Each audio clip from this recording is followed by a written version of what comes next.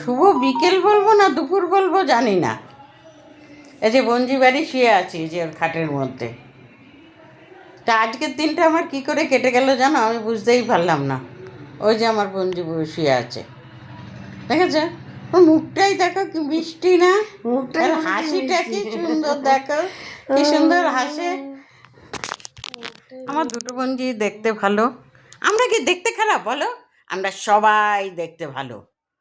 তাই এখন এই যে বঞ্জির কাছে শুয়ে রয়েছি, 4:10-15 বেরোবো, আমার তো আবার দুধ দিতে হবে।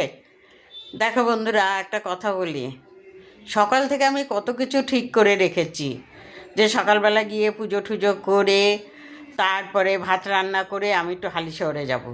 কারণ আমি যার থেকে জামা কাপড় নিই তাকে টাকা দেওয়া হয়নি, টাকা দেওয়া হয়নি না, ওকে বলছি ও নিচ্ছে না। তারপরে তনুশ্রীকে ফোন করলাম, তনুশ্রীর মেয়ে প্রথমে ধরলো না, দ্বিতীয়বার ধরে বলল যে আমরা তো নেই, আমরা মামা বাড়ি এসেছি। তাহলে আর আমি হালিশহরে গেলাম না। বলি যখন আমি রেডি যখন হয়েছি, তাহলে আমার ছোটো বঞ্জির বাড়ি চলে যাই, ওখানে আমার একটা দরকারও আছে। টুক করে চলে আসলাম, ভালো করেছি।